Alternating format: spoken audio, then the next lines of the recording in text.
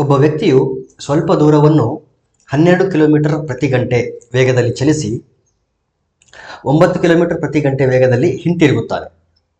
ಒಂದು ವೇಳೆ ಅವನು ತೆಗೆದುಕೊಂಡ ಒಟ್ಟು ಕಾಲವು 2 ಗಂಟೆ 20 ನಿಮಿಷ ಆಗಿದ್ದರೆ ಅವನು ಕ್ರಮಿಸಿದ ದೂರ ಎಷ್ಟು ಅಂತ ಕೇಳಿದ.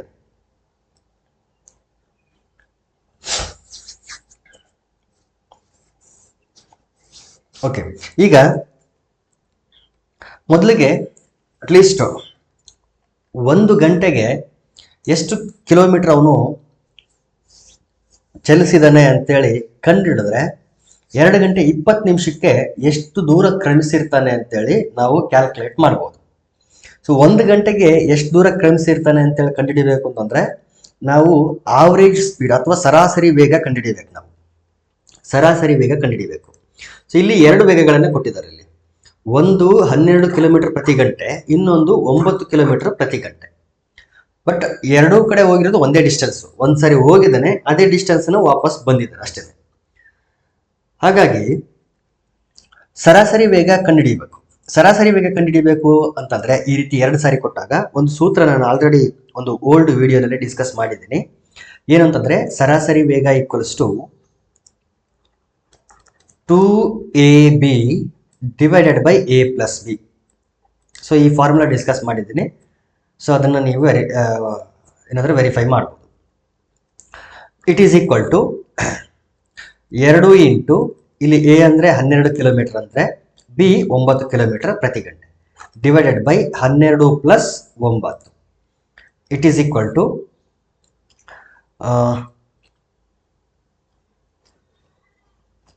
ಎಷ್ಟಾಗುತ್ತೆ? 12 9 21 ಆಗುತ್ತೆ. 2 into 12 into 9 divided by 12 plus 9 ಅಂದರೆ 21. 3 3 9 3 7 21. Okay, 12 7 24 24 3 72. 72 by 7 kilometre per hour. ಇದು ಸರಾಸರಿ ವೇಗ. ಅಂದ್ರೆ ಅರ್ಥ 1 ಗಂಟೆಗೆ 72 ಬೈ 7 ಕಿಲೋಮೀಟರ್ ಹೋಗುತ್ತಾನೆ ಅಂತ. 1 ಗಂಟೆಗೆ ಅಷ್ಟು ಹೋದ್ರೆ 2 ಗಂಟೆ 20 ನಿಮಿಷ. 2 ಗಂಟೆ 20 ನಿಮಿಷ ಅಂತಂದ್ರೆ ಇಲ್ಲಿ ಗಂಟೆ ಓಕೆ, 2 ಗಂಟೆ ಪ್ರಾಬ್ಲಮ್ ಇಲ್ಲ. ಈ 20 ನಿಮಿಷ ಇದೆಯಲ್ಲ, ಇದನ್ನು ಕೂಡ ಗಂಟೆಗೆ ನಾವೇನ್ ಮಾಡಬೇಕು? ಕನ್ವರ್ಟ್ ಮಾಡ್ಕೋಬೇಕು. ಗಂಟೆಗೆ ಕನ್ವರ್ಟ್ ಮಾಡಬೇಕು ಅಂತಂದ್ರೆ ನಾವು ಅದನ್ನ 60ರಿಂದ ಭಾಗಿಸ್ಬೇಕು. ಈಗ ನಿಮಿಷದಿಂದ ಗಂಟೆಗೆ ಪರಿವರ್ತನೆ ಆಗ್ತದೆ. ಸೊ 2 1 2 3. ಹಂಗಾದ್ರೆ ಇದನ್ನ ಗಂಟೆಯಲ್ಲಿ ಬರೆದಾಗ 2 1/3 ಮಿಶ್ರ ಭಿನ್ನರಾಶಿನಲ್ಲಿ ಬರೀಬೇಕಾಗ್ತದೆ. ಇದು ಗಂಟೆ ಆಯ್ತು. ಈಗ ಮಿಶ್ರ ಭಿನ್ನರಾಶಿನ ವಿಷಮ ಭಿನ್ನರಾಶಿ ಬರೆದ್ರೆ 3 6 6 1 7 7/3 ಗಂಟೆ. 1 ಗಂಟೆಗೆ ಇಷ್ಟು ಕಿಲೋಮೀಟರ್ ಹೋದ್ರೆ 7/3 ಗಂಟೆಗೆ ಎಷ್ಟು ಕಿಲೋಮೀಟರ್ ಹೋಗ್ತಾನೆ ಅಂತೇಳಿ ಲೆಕ್ಕ ಮಾಡಿದ್ರೆ ನಮ್ಗೆ ಅವನು ಎಷ್ಟು ದೂರ ಕ್ರಮಿಸಿದಾನೆ ಅಂತೇಳಿ ಗೊತ್ತಾಗ್ತದೆ. ಓಕೆ, ಈಗ ನೋಡಿ 1 ಗಂಟೆಗೆ 72/7 ಕಿಲೋಮೀಟರ್ ದೂರ ಕ್ರಮಿಸಿದ್ರೆ ಇಲ್ಲಿದ್ರೆ ಸರಾಸರಿ ವೇಗದಿಂದ ನಮ್ಗೆ ಗೊತ್ತಾಗಿರೋದು ಇದು. 1 ಗಂಟೆಗೆ 72/7 ಕಿಲೋಮೀಟರ್ ಹೋದ್ರೆ 7/3 ಗಂಟೆಗೆ ಎಷ್ಟು ದೂರ ಹೋಗಿರ್ತಾನೆ?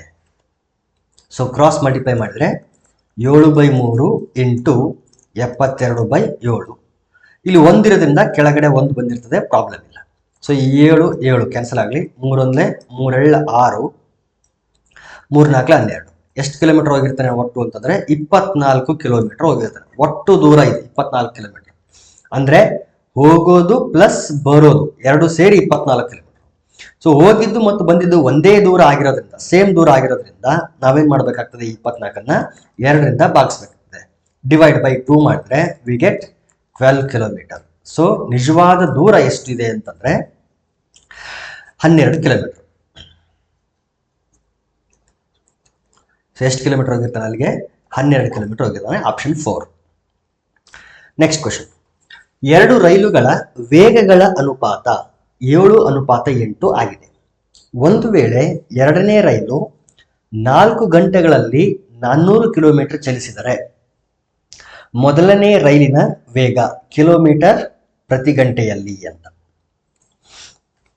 ಓಕೆ, 4 ಗಂಟೆಗೆ 400 ಕಿಲೋಮೀಟರ್ ಆದ್ರೆ ಸ್ಪೀಡ್ ಎಷ್ಟಾಗ್ತದೆ? ಡಿಸ್ಟೆನ್ಸ್ ಬೈ ಟೈಮ್ ಟೇಕನ್ ಅಂದರೆ 400/4. ಸೊ ಎರಡನೇ ರೈಲ್ನ ಸ್ಪೀಡ್ನ ಕ್ಯಾಲ್ಕುಲೇಟ್ ಮಾಡೋಣ. ಚಲಿಸಿದ ದೂರ 400 ಕಿಲೋಮೀಟರ್, ತೆಗೆದುಕೊಂಡ ಕಾಲ 4 ಗಂಟೆ, ಅಂದರೆ 100 ಕಿಲೋಮೀಟರ್ ಪ್ರತಿ ಗಂಟೆ ಅಂತ ಇಷ್ಟು ಬರ್ತದೆ. ಇದು ಎರಡನೇ ರೈಲಿನ ವೇಗ. ಅಂದರೆ ಸರಾಸರಿನಲ್ಲಿ ಈ ಕಡೆ ಸರಾಸರಿ ತಗೊಳ್ಳೋಣ, ಈ ಕಡೆ ನಿಜವಾದ ವೇಗ ತಗೊಳ್ಳೋಣ. ಸರಾಸರಿನಲ್ಲಿ ವೇಗ 8 ಅಂತ ಇದ್ರೆ ನಿಜವಾದ ವೇಗ ಎಷ್ಟಿದೆ ಅಂತಂದ್ರೆ 100 ಕಿಲೋಮೀಟರ್ ಪ್ರತಿ ಗಂಟೆ ಇದೆ. ಇಲ್ಲಿ ಎರಡನೇ ರೈಲಿನ ವೇಗ ಇಲ್ಲಿ ತಗೊಂಡಿದ್ದೀನಿ, ಇಲ್ಲಿ ಕಂಡುಹಿಡಿದದ್ದು ಕೂಡ ಎರಡನೇ ರೈಲಿನ ವೇಗ. ಹಾಗಾಗಿ ಅವೆರಡನ್ನು ಒಂದು ಕಡೆ ಬರ್ಕೊಂಡಿದ್ದೀನಿ. ಸರಾಸರಿಯ ವೇಗ 8 ಕಿಲೋಮೀಟರ್ ಪ್ರತಿ ಗಂಟೆ ಆದರೆ ನಿಜವಾದ ವೇಗ 100 ಕಿಲೋಮೀಟರ್ ಪ್ರತಿ ಗಂಟೆ ಇದೆ. ಹಾಗಾದ್ರೆ ಮೊದಲನೇ ರೈಲಿನ ವೇಗ ಸರಾಸರಿನಲ್ಲಿ 7 ಕಿಲೋಮೀಟರ್ ಪ್ರತಿ ಗಂಟೆ ಇದ್ರೆ ನಿಜವಾದ ವೇಗ ಎಷ್ಟಿರುತ್ತೆ? ಸೊ ಕ್ರಾಸ್ ಮಲ್ಟಿಪ್ಲೈ ಮಾಡ್ಕೊಳ್ರಿ, ಬಂದ್ಬಿಡುತ್ತೆ answer. So 7 × 100 divided by 8. 4 2 8, 4 25 100, 7 5 35, 7 2 14, 3 17 by 2, 2 8 16, 1 ಉಳಿತು 15 ಆಯಿತು, 2 7 14.5. ಸೊ ಆನ್ಸರ್ ಎಷ್ಟು ಅಂದರೆ 87.5 ಕಿಲೋಮೀಟರ್ ಪ್ರತಿ ಗಂಟೆ. So option 4 correct, fourth option correct ನೋಡ್ರಿ. Next question. ಒಂದು ವಾಹನವು 25 ನಿಮಿಷಗಳಲ್ಲಿ 14 ಕಿಲೋಮೀಟರ್ ಚಲಿಸುತ್ತದೆ. ಒಂದು ವೇಳೆ ವೇಗವು ಸ್ಥಿರವಾಗಿದ್ದರೆ ಆ ವಾಹನವು 5 ಗಂಟೆಗಳಲ್ಲಿ ಕ್ರಮಿಸುವ ದೂರ ಎಷ್ಟು ಅಂತ. ಬಹಳ ಸಿಂಪಲ್ ಆಗಿದೆ ಕ್ವಶನ್ನು. 25 ನಿಮಿಷಕ್ಕೆ 14 ಕಿಲೋಮೀಟರ್ ದೂರ ಹೋಗ್ತದೆ. ಹಾಗಾದರೆ 5 ಗಂಟೆಗೆ ಎಷ್ಟು ಕಿಲೋಮೀಟರ್ ಹೋಗ್ತದೆ ಅಂತ ಕಂಡುಹಿಡಿಬೇಕು. ಇಲ್ಲಿ ಒಂದೇ ಸಮಸ್ಯೆ ಏನು ಅಂತಂದರೆ ಗಂಟೆ ಇದೆ, ಇಲ್ಲಿ ನಿಮಿಷ ಇದೆ. ಈ ಗಂಟೆನ ನಿಮಿಷಕ್ಕೆ ಬದಲಾಯಿಸೋಣ ಅಷ್ಟೇ. ಸೊ 25 ನಿಮಿಷಕ್ಕೆ 14 ಕಿಲೋಮೀಟರ್ ಹೋದರೆ ಇದನ್ನು ನಿಮಿಷಕ್ಕೆ ಬದಲಾಯಿಸಿದ್ರೆ 5 ಇಂಟು ನೋಡಿ, ಗಂಟೆ ಇರೋದನ್ನ ನಿಮಿಷಕ್ಕೆ ಬದಲಾಯಿಸಬೇಕು ಅಂದರೆ 60ರಿಂದ ಗುಣಿಸಬೇಕು. ಸೊ ಗುಣಿಸಿದ್ರೆ 5 6 30, ಅಂದರೆ 300 ನಿಮಿಷಕ್ಕೆ ಎಷ್ಟು ದೂರ ಹೋಗ್ತದೆ ಅಂತ ಕಂಡುಹಿಡಿಬೇಕು. ಸೊ ಕ್ರಾಸ್ ಮಲ್ಟಿಪ್ಲೈ ಮಾಡಿದ್ರೆ ಬರ್ತದೆ answer. So 300 × 14 divided by 25. Okay, 5 5 25, 5 6 30, 0, 5 1 5 12, ಈಗ 12 4 48, ದಶಕ 4, 12 1 12, 12 4 16, 168 ಕಿಲೋಮೀಟರ್ ದೂರನ ಕ್ರಮಿಸ್ತದೆ. therefore second option correct. Next question. ಮೊದಲ ಅರ್ಧ ಗಂಟೆಯಲ್ಲಿ ರೈಲೊಂದು 36 ಕಿಲೋಮೀಟರ್ ದೂರವನ್ನು ಕ್ರಮಿಸುತ್ತದೆ. ಮುಂದಿನ ಅರ್ಧ ಗಂಟೆಯಲ್ಲಿ ಅದು 90 ಕಿಲೋಮೀಟರ್ ದೂರವನ್ನು ಕ್ರಮಿಸುತ್ತದೆ. ನಂತರದ 1 ಗಂಟೆಯಲ್ಲಿ 108 ಕಿಲೋಮೀಟರ್ ಚಲಿಸುತ್ತದೆ. ಹಾಗಾದರೆ ಆ ರೈಲಿನ ಸರಾಸರಿ ವೇಗ. ಸರಾಸರಿ ವೇಗ ಅಂತಂದ್ರೆ ಆಲ್ರೆಡಿ ಗೊತ್ತಿದೆ ನಮಗೆ. ಚಲಿಸಿದ ಒಟ್ಟು ದೂರ ತೆಗೆದುಕೊಂಡ ಒಟ್ಟು ಸಮಯ. ಸೊ ಚಲಿಸಿದ ಒಟ್ಟು ದೂರ ಎಷ್ಟಿದೆ ಅಂತಂದ್ರೆ ಮೊದಲಿಗೆ 36 ಕಿಲೋಮೀಟರು, ಆಮೇಲೆ 90 ಕಿಲೋಮೀಟರು, ಆಮೇಲೆ 108 ಕಿಲೋಮೀಟರ್. ತೆಗೆದುಕೊಂಡ ಒಟ್ಟು ಸಮಯ ಎಷ್ಟಿದೆ ಅಂತಂದ್ರೆ ಮೊದಲು ಅರ್ಧ ಗಂಟೆ, ಆಮೇಲೆ ಮತ್ತೊಮ್ಮೆ ಅರ್ಧ ಗಂಟೆ, ಆಮೇಲೆ ಮತ್ತು 1 ಗಂಟೆ. ಸೊ ಅರ್ಧ ಗಂಟೆ ಅಂದ್ರೆ ಅದು 1 ಗಂಟೆ ಆಯಿತು. ಮತ್ತೊಂದು ಗಂಟೆ ಅಂತ ಸೇರಿಸಿದ್ರೆ 2 ಗಂಟೆ. ಸೊ ತೆಗೆದುಕೊಂಡ ಒಟ್ಟು ಸಮಯ ಎಷ್ಟು ಅಂತಂದ್ರೆ 2 ಗಂಟೆಗಳು. ಇದು ದೂರ, ಇದು ಸಮಯ. ಸೊ ಕೂಡ್ಸೋಣ ಈಗ. 36 90 108, 8 6 14, ದಶಕ 1, 9 1 10, 3 13, 3 ದಶಕ 1, 234. ಓಕೆ, ಈಗ 234 ಡಿವೈಡೆಡ್ ಬೈ 2, 2 1 2, 2 1 2, 2 7 14. ಹಾಗಾದ್ರೆ ಸರಾಸರಿ ವೇಗ ಎಷ್ಟು ಅಂತಂದ್ರೆ 117 ಕಿಲೋಮೀಟರ್ ಪ್ರತಿ ಗಂಟೆ. therefore first option correct. Next one. Goods ರೈಲೊಂದು 72 ಕಿಲೋಮೀಟರ್ ಪ್ರತಿ ಗಂಟೆ ವೇಗದಲ್ಲಿ ಚಲಿಸುತ್ತಾ 250 ಮೀಟರ್ ಉದ್ದದ ನಿಲ್ದಾಣವನ್ನು 26 ಸೆಕೆಂಡ್ಗಳಲ್ಲಿ ದಾಟುತ್ತದೆ. ಗೂಡ್ಸ್ ರೈಲಿನ ಉದ್ದ ಅಂತ ಕೇಳ್ತಾರೆ. ಓಕೆ, ಈಗ ನಿಲ್ದಾಣದ ಉದ್ದ ಮೀಟರ್ ಇದೆ ಮತ್ತು ತೆಗೆದುಕೊಂಡ ಟೈಮ್ ಕೂಡ ಸೆಕೆಂಡ್ ಅಲ್ಲಿ ಇದೆ. ಹಾಗಾಗಿ ಅದರ ಸ್ಪೀಡ್ ಏನು ಕಿಲೋಮೀಟರ್ ಪ್ರತಿ ಗಂಟೆಯಲ್ಲಿ ಅಂತಿದೆಯಲ್ಲ, 72 ಕಿಲೋಮೀಟರ್ ಪ್ರತಿ ಗಂಟೆ, ಅದನ್ನ ನಾವೇನ್ ಮಾಡೋಣ ಅಂತಂದ್ರೆ ಮೀಟರ್ ಪರ್ ಸೆಕೆಂಡ್ಗೆ ಕನ್ವರ್ಟ್ ಮಾಡ್ಕೊಳ್ಳೋಣ. ಫಸ್ಟ್ಗೆ ಏನು ಸ್ಪೀಡನ್ನ ಮೀಟರ್ ಪರ್ ಸೆಕೆಂಡ್ಗೆ ಕನ್ವರ್ಟ್ ಮಾಡ್ಕೊಳ್ಳೋಣ. ಸೊ ಇಲ್ಲಿ ಕಿಲೋಮೀಟರ್ ಪ್ರತಿ ಗಂಟೆ ಅಂತ ಇದೆ. ಇದನ್ನ ಮೀಟರ್ ಪರ್ ಸೆಕೆಂಡಿಗೆ ಕನ್ವರ್ಟ್ ಮಾಡಬೇಕು ಅಂತಂದ್ರೆ 5/18 ನಾವೇನ್ ಮಾಡಬೇಕು, ಗುಣಿಸ್ಬೇಕು.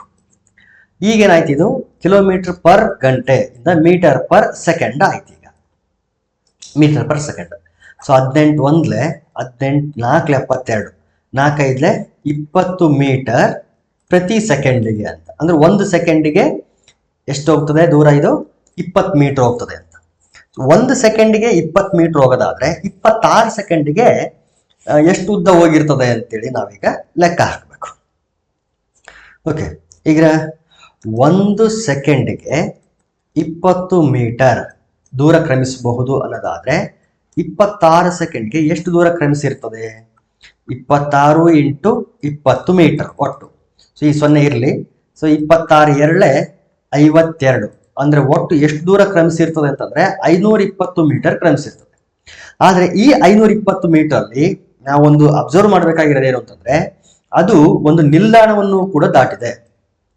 ಈ 520ರಲ್ಲಿ ಈ 250 ಮೀಟರ್ ದೂರ ಕೂಡ ಸೇರ್ಕೊಂಡಿರ್ತದೆ ಅದರಲ್ಲಿ.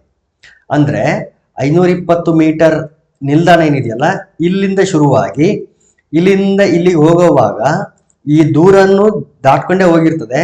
ಇದು ಇದರಲ್ಲೇ ಇನ್ವಾಲ್ವ್ ಆಗಿರ್ತದೆ. ಹಾಗಾಗಿ ಈ 250ನ ನಾವೇನ್ ಮಾಡ್ಬೇಕಾಗ್ತದೆ, ಈ 520ರಿಂದ ಕಳಿಬೇಕು ನಾವು.